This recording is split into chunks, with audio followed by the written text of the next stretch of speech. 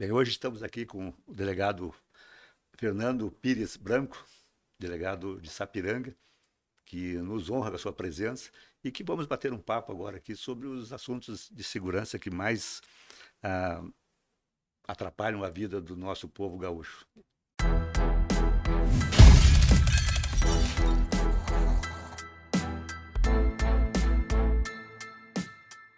Delegado Branco, sabemos que Sapiranga ah, era uma cidade calma, tá? E entrou na rota do crime, de tráfico, e por consequência no aumento da criminalidade. Na sua visão, como um profissional experiente, 11 anos já atuando, como pode diminuir e estacar esse caos na segurança no município e no estado do Rio Grande do Sul? Sapiranga é uma cidade de porte médio, né, situada no Vale dos Sinos, que é uma região muito conflagrada do nosso estado. E Sapiranga, ela foi no passado distante uma cidade calma, mas no passado recente nem tanto. Né? Em 2014, antes de nós assumirmos lá a Delegacia de Polícia de Sapiranga, nós tivemos um ano extremamente violento, em que nós chegamos a ter 28 homicídios e 3 latrocínios. Para uma população de 85 mil pessoas aproximadamente, é um índice bastante elevado. Em virtude do trabalho que nós desenvolvemos depois de assumir a Delegacia de Polícia, nós conseguimos reduzir sensivelmente esse índice. Paulatinamente, né? Ele foi reduzindo para 20 durante 2 anos, depois tivemos um ano com 9, uma leve subida, e depois nós chegamos no ano passado com 3, esse ano tivemos um homicídio apenas. Então é uma queda sensível que já perdura bastante tempo, então se entende que ela é permanente, né? Ou pelo menos deve se estender no tempo. Mas respondendo objetivamente a pergunta, como é que a gente faz para combater esse tipo de crime, existe uma série de questões, né? A gente, com as ferramentas que nós temos, é aumentar a repressão, prender os responsáveis, especialmente os chefes das facções criminosas, de forma que eles sejam responsabilizados pelos crimes que cometem, né? E a gente tem que endurecer a repressão. Certamente nós temos outras situações que têm que ser consideradas, que a gente certamente vai abordar mais à frente, que passa por uma alteração na legislação, né? Nós temos que facilitar que essas organizações criminosas sejam descapitalizadas, porque para eles é mais dói mais quando se mexe no bolso do que propriamente quando eles vão presos. Então existe uma série de coisas que podem ser aprimoradas para que a gente mude esse quadro catastrófico que a gente vive na segurança pública hoje no Brasil.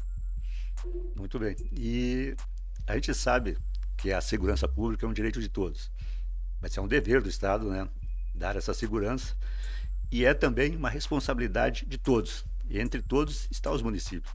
Na sua opinião, tendo em vista a atual situação dos municípios frente à violência, quais os fatores que contribuem para essa onda crescente dos crimes e o que as pessoas em si podem fazer, já que também é responsabilidade delas e nós, como profissionais da segurança, não podemos estar em cada esquina, em cada lado, dando a devida proteção. Qual a sua opinião e o que se deve essas pessoas fazerem, né, e o município fazer para diminuir essa crescente onda e aumentar essa sensação de segurança para a população?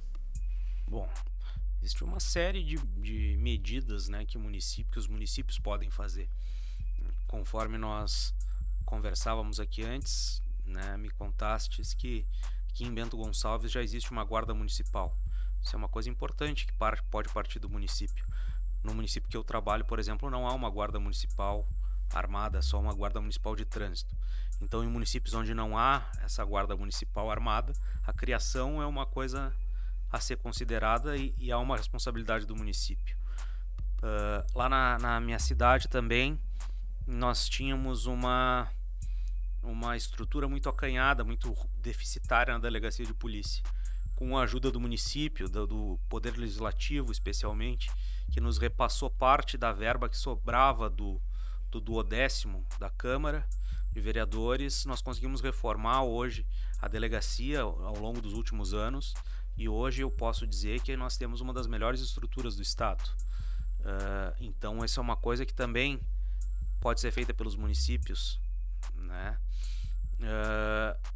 Quanto à sociedade civil, a sociedade civil pode e deve contribuir com a segurança, com os órgãos de segurança, se organizando em associações como o Concepro, que existe em várias cidades, que ajuda a suprir eventuais carências materiais que todos sabemos que existem, né, por parte do Estado. O Estado não consegue suprir todas as necessidades dos órgãos de segurança, seja em armamento, seja às vezes até em material de expediente, né? Em Sapiranga, por exemplo, o Concepro conseguiu, através de um convênio com o município, pagar um auxílio para todo membro dos órgãos de segurança da cidade. Isso é uma coisa importante, porque motiva as pessoas a ficarem lotadas na cidade. Enfim, são iniciativas que as comunidades e os municípios podem tomar que favorecem, né, uma melhor prestação de serviço na área da segurança pública, né? E completando isso aí, a tua visão sobre a defesa do patrimônio, sabe, que as pessoas devem ter, justamente sendo a longa-manos do Estado, no quesito segurança, o que essas famílias podem fazer também para aumentar a sua segurança? Eu sou um defensor da legítima defesa, né?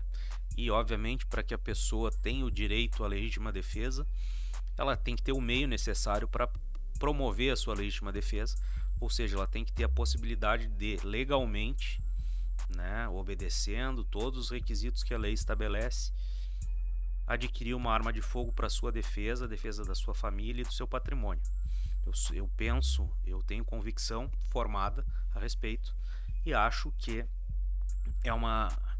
as pessoas têm de ter esse direito. Veja, eu sempre deixo claro que eu não sou favorável à concessão de porte indiscriminada para todas as pessoas. Eu sou favorável quando a pessoa preenche os requisitos da lei, ela demonstra que tem habilidade, que ela tem condições psicológicas para ter e para portar uma arma, ela possa fazê-lo. Eu sempre falo também que eu sou contra a concessão ou não do porte de arma depender única e exclusivamente da vontade de um determinado servidor público. Eu acho que tem que ser como é, por exemplo, para a concessão de uma habilitação para conduzir um veículo. A pessoa tem prova que tem as condições todas que a lei estabelece, vai lá e solicita o seu porte, né? Eu acho que é uma forma mais justa e objetiva de tratar o assunto do que dizer que um delegado da Polícia Federal concede para quem ele quiser, de acordo com a ideia de um ou de outro, né? Então eu acho que nós temos que ser objetivos e claros. Essa é a ideia que eu tenho. E sim, as pessoas têm devem dar sua contribuição também para a questão da segurança pública, né? Porque, como a própria lei, a própria Constituição diz, é uma responsabilidade de todos, não só do Estado. Muito bem. A delegacia de Sapiranga também atua no combate à violência doméstica. Isso é uma questão que está cada vez mais premente no nosso dia a dia. Existe alguma rede de auxílio à mulher vítima da violência lá em Sapiranga? Pode falar sobre isso? Existe uma rede, né, constituída pelo município, né, perdão, que congrega vários órgãos, né? Existe uma coordenadoria da mulher lá no município que trabalha no auxílio às pessoas que são levadas até lá. Na delegacia de polícia, em virtude do pouco efetivo, nós não conseguimos fazer ainda um cartório dedicado exclusivamente a esse tipo de atendimento. Eu sei que é uma necessidade, né? Eu gostaria de ter efetivo disponível para que pudesse ofertar esse serviço, mas eu não tenho, né? Então, infelizmente, não pudemos fazê-lo até o momento. Mas é um atendimento cada vez mais necessário, né? Para que a mulher não seja revitimizada, né? E que tenha um atendimento de qualidade quando busca a delegacia. Eu sei que lá em Sapiranga também tem uma patrulha Maria da Penha, Não sei se a patrulha atende todos os dias, mas eu sei que eventualmente existe esse atendimento. Enfim, existe uma rede, né? Óbvio que ela poderia ser melhor estruturada se recebesse mais recursos, tanto humanos quanto materiais, óbvio que sim, mas existe uma rede. Não sei como é aqui em Bento, né? Aqui existe, né, um atendimento especial, tem a delegacia especializada de atendimento à mulher, né, onde que já é o atendimento diferenciado, né, e que eu entendo que não só aqui em Bento, deveria ter em todos os municípios, ainda mais ali em Sapiranga, que tem 80 mil habitantes, já deveria ter. Não precisaria ter uma delegacia, mas um posto, né, de atendimento à mulher, com mulheres capacitadas lá para atender, inclusive psicólogas, para poder fazer aquele trabalho de frente, né, quando chega a vítima, e depois encaminhar para a rede, né, de auxílio, albergar e fazer aqueles papéis, né, que é um dever do Estado e do município, né, em atendimento à mulher. E, por outro lado, eu entendo que quando a mulher vítima ela sai de casa, ela deveria ser beneficiada com auxílio, né, para ficar no mínimo 6 meses com seus filhos ou sozinha, longe do companheiro agressor, para poder refazer sua vida. O que hoje em dia eu vejo, talvez tenha um projeto para fazer esse benefício para as mulheres vítimas da violência. Mas toda vez que ela sai, ela vai na delegacia, naquele momento bem crucial, né? E o que acontece? Passou aquele momento, ficou no albergue, começa a pensar como é que ela vai sobreviver, né? E ela, então, muitas vezes baixa a cabeça e volta para o companheiro, porque é ele que sustenta ela. Então, isso eu acho que o Estado tem que olhar, né? E eu acho que Sapiranga deveria ter já algum órgão, algum setor da delegacia de polícia voltado para isso, porque não se admite, né? Uma cidade com 80 mil, ainda as mulheres não têm um atendimento diferenciado. Essa questão da dependência econômica é um problema sério. Obviamente, com a inserção cada vez maior das mulheres no mercado de trabalho, essa questão da dependência econômica vai enfraquecendo. Mas ainda existe, né? Ainda existe essa questão, mas é uma ideia a se pensar. O eventual auxílio para que as mulheres possam quebrar esse ciclo de dependência econômica, né? E poder prover o seu sustento longe do agressor. É uma ideia bem interessante. Outra coisa quanto à violência resultante do tráfico ainda. Quais as providências que a sua delegacia toma para prevenir o aumento de menores como laranja nesse tipo de crime? A violência em geral, a violência derivada do crime de tráfico, ela é, né, infelizmente, existe em todo lugar, né? O que acontece? O tráfico é a raiz de grande parte dos crimes violentos que nós temos, porque eu não vejo muita gente falar o viciado vai roubar para sustentar o seu vício. Isso daí é um pouco de lenda, e na prática a gente vê pouco disso, né? Mas a gente vê, por exemplo, a dívida do tráfico é cobrada, do traficante para com o traficante é cobrada com sangue, geralmente, né? Então, a disputa de território, então o tráfico é a raiz dos crimes, boa parte dos crimes violentos, das execuções. Isso existe em todo lugar aqui, não tem como fugir disso, né? E o uso de menores também, né? Os bandidos estão ficando um pouco mais espertos, né? Infelizmente, e às vezes utilizam, né, dessa prática porque os menores, os adolescentes, hoje em dia no Brasil, na pior das hipóteses, se cometerem uma chacina, ficarão 3 anos recolhidos, né, no sistema de atendimento a menor, cumprindo uma medida socioeducativa. No Brasil, inclusive, isso é uma coisa que me choca, né? O adolescente não comete crime, comete um ato infracional análogo ao determinado crime, ou seja, um eufemismo para falar do crime que o menor cometeu, né? o adolescente não cumpre pena, ele cumpre medida socioeducativa, né? Ou seja, tu vai descaracterizando, né? Tu vai mudando os termos para a coisa ficar mais suave, para não dizer a verdade, né? E a gente sabe, né, que essa medida socioeducativa, de educativa não tem nada, né? Que todas essas casas, fases que tem por aí são verdadeiros presídios de menores, onde que eles agem como os adultos agem no presídio, na penitenciária, formação de quadrilha, é gangue, é ali dentro dessas fases que eles estão, e dessa casa aí, né, que eles remontam. Por mais que o Estado tente mudar isso, mas a gente sabe que a realidade é essa, não existe nada de educativo. E o que é pior, né? Eles, ao completarem 21 anos no máximo, eles estão com a ficha criminal limpa, cristalina, como se nunca tivesse feito nada, né? Isso é uma coisa, é um absurdo. Só no Brasil. É um absurdo da nossa lei, do nosso sistema, né? Não dá nem para dizer que é o sistema penal, porque não seria o sistema penal, mas na verdade é, nosso sistema de política criminal, né? Que às vezes também chama verdadeiros criminosos, não adolescentes, mas chama de reeducandos, né? Em vez de chamar de criminoso, que é o termo que devia ser chamado, que é o que ele é, criminoso, né? Chama de reeducando.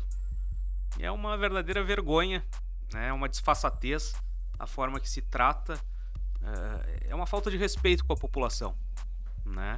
Esse tipo de ideologia que só favorece bandido que a gente tem no Brasil. E aí, no caso do tráfico, por exemplo, a gente até comentava, vamos aumentar um pouquinho mais esse nosso debate aqui, sobre a questão do tráfico, né? Hoje em dia, parece que o tráfico em si se tornou um crime, vamos dizer assim, nós estávamos falando banal e de menor potencial ofensivo. Não diria isso, mas nós estávamos falando que nem a pesca esportiva, né? Nós temos agora a prisão esportiva para os traficantes.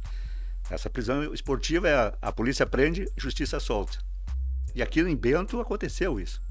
Aqui foi muito debatido um assunto aí, onde que 7 traficantes foram presos com 250 quilos de maconha. No dia seguinte, 6 já estavam soltos. E o 7º não foi solto porque já tinha sua ficha de 15 folhas lá para poder segurar ele um pouco mais. Então, gostaria que também falasse sobre isso, né? Qual é a sua sensação nessa seara, né? Do pessoal usar, não tratar o tráfico como o crime que deveria ser tratado. Como nós falamos, o tráfico é a raiz de grande parte dos nossos problemas relativos à criminalidade. E parece que uma parte do judiciário, a gente não pode generalizar, mas uma parte do judiciário não percebe isso, né? Eles vivem encastelados em torres, escritórios herméticos e que não percebem a realidade social e não veem, né, a necessidade que há de se encarcerar esse tipo de gente, mantê-los afastados do convívio social pelo maior tempo possível que a lei permite, né? A verdade a gente sabe que nem sempre é assim, mas quando ele está recolhido, ele não está delinquindo, pelo menos não devia, né? Eu sei que hoje em dia boa parte do crime é comandado de dentro dos presídios por telefones celulares, né? Mas esse é outro problema, né? O fato é que essa questão de não deixar essas pessoas recolhidas pelo tempo que deviam acaba depondo contra a própria credibilidade do sistema judicial, sistema penal, né? Porque a população começa a ficar descrente da justiça, né? E o criminoso passa a ter a percepção que, por mais que ele faça, não vai dar nada, né? E se der, dá bem pouquinho.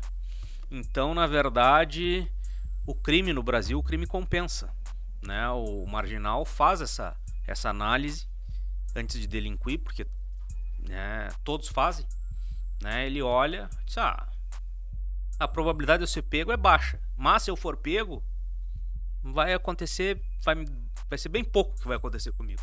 Então vale a pena. O crime no Brasil compensa. E isso é um estímulo à criminalidade que é reforçado pela postura de alguns juízes que não mantêm essa gente presa.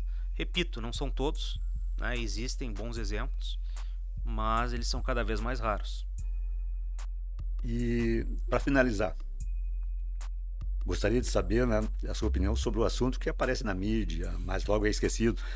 Justamente isso que a gente falou, né? A liberação de presos por tráfico, sempre deixando a população com essa sensação de segurança. E se o senhor é a favor, né, da mudança imediata do Código de Processo Penal ou da Lei das Execuções Penais, e quais os pontos a serem mudados, assim, no primeiro momento? Olha, já passou da hora de alterar, né, a nossa lei penal, a lei de execução penal especialmente, quando fala da progressão de regime, né, porque o sistema semiaberto, o regime semiaberto, é uma ficção, né? O Estado finge que está prendendo alguém, o cara finge que está preso, e daí essa hipocrisia continua, né, se perpetuando, porque na verdade, quando o cara está no semiaberto, ele está liberado para fazer o que quiser e às vezes retornar para dentro da cadeia à noite para dormir com segurança, né? E nenhum dos contras ainda irem lá incomodar ele, né? Então o semiaberto é uma vergonha, né? Eu acho que ele devia ser extinto. Primeira coisa. Então nós tínhamos tinha que ser assim: ou tá preso, Ou tá solto? ou tá em liberdade condicional, né? Ou tá solto, né? Então, né, a gente não, eu vejo difícil esse tipo de. Eu até estava agora me lembrando que nós temos um outro instituto aí que nos atrapalha bastante, principalmente nós, da área de segurança, delegados, que temos que estar decidindo sobre prisão em flagrante, sobre indiciamento, é a questão da tornozeleira, né? Porque hoje em dia parece que a tornozeleira é uma célula em volta do indivíduo, quando é totalmente diferente, né? Se o cara lá de dentro da cadeia já comanda a sua gangue, imagina ele em casa de tornozeleira, para ele é o paraíso. Não, existe no estado do Rio Grande do Sul um Instituto Penal do Monitoramento Eletrônico, né? É isso aí.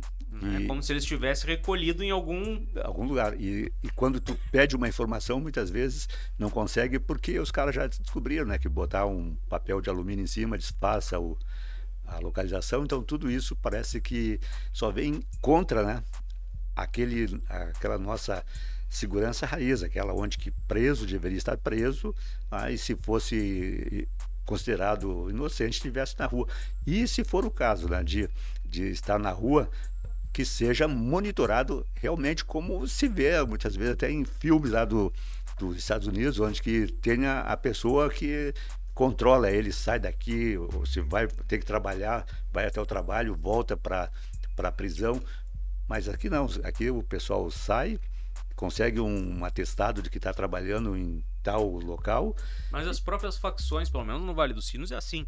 As próprias facções têm CNPJs, né, que são destinados a dar carta de emprego para os seus comandados, né? Então, o cara, para conseguir carta de emprego, ele vai lá, a própria facção tem, sei lá, eu não conheço, vou dar um exemplo hipotético, oficina mecânica do fulano lá. Daí ele dá uma carta de emprego. Mas o cara nunca aparece. O cara nunca apareceu lá. E até também nós temos essa situação dos recursos, né? Que hoje em dia a gente sabe que o processo é aberto, o promotor abre a ação penal, é julgado, é condenado, mas para ele ir para a cadeia tem uma série de recursos que o advogado de defesa pode utilizar, e muitas vezes isso é usado para protelar, né, o cumprimento da pena, e quando se vê, prescreveu e nada se cumpriu. É por isso que a PEC da prisão em segunda instância era um avanço, né? Mas eu não vejo no curto prazo que isso vá vá avançar nesse sentido, mas devia. A gente sabe por quê, né? Né? Então, não vem aqui o caso a gente está Né? falando, mas a gente sabe por que essa PEC não vai avançar e cabe às pessoas decidirem, né, o que fazer no futuro. Então, eu acho que nós estamos, de certa forma, ainda com muito poucas condições de darmos a segurança que a população merece. Não é por falta de vontade, não é por falta de empenho, mas isso falta um pouco mais de interesse, né, do poder público em dar essa segurança. Aí essa segurança a gente tem que buscar de uma forma mais premente, mais eficaz e trazer para a população de uma forma que ela se sinta segura, né, e bata a palma para a polícia onde ela passar, né, e não vire as costas ou de vaias, né, onde em alguns lugares vai a polícia, é vaiada, isso aí torna muito chato para nós, né, que somos da área, que fizemos de tudo, né, para poder dar essa segurança, e muitas vezes o reconhecimento é pouco ou nenhum, mas enfim, nossa profissão é essa, mas nós temos que ter um jeito de melhorar ela para as pessoas, não para nós, mas para as pessoas, né? Exatamente, a gente tem que ter o nosso serviço. Bom, o lema da polícia é servir e proteger, né? Eu acredito que é exatamente isso que a gente busca fazer, né? E o serviço policial é um serviço árduo, né? Não é fácil o serviço policial, pela própria natureza das coisas que nós lidamos no dia a dia, quanto pelas dificuldades que nós enfrentamos, né? E sim, nós acredito que as instituições de segurança devem ser valorizadas, né, de forma que possam prestar um melhor serviço. As instituições são compostas por homens e mulheres com problemas como qualquer ser humano, né? E para que possa cumprir a sua missão e prestar um bom serviço, há de se ter atenção também ao ser humano que ocupa esse posto e presta esse serviço, né? Então, a valorização da polícia como instituição e do trabalhador da segurança pública é fundamental. Tenho certeza que isso vai mudar com o tempo e nós temos caminhos para isso. Quero te agradecer, Fernando Branco, pela tua disponibilizar esse tempo, estar conversando aqui com nós, trocando essas ideias, importante para a gente poder avançar um pouco nesse assunto de segurança e dizer que a gente vai estar sempre à disposição, né, para fazer novas entrevistas e, quem sabe, trazer assuntos já de relevante para a população e relevante para a segurança. Eu tenho certeza que logo, logo nós vamos fazer isso. Muito obrigado pela tua presença. Tá bom, Álvaro, muito obrigado pelo convite, uma satisfação estar aqui contigo, conversar contigo, com a população aqui de Bento, né? E foi muito bom o nosso papo. Obrigado pelo convite.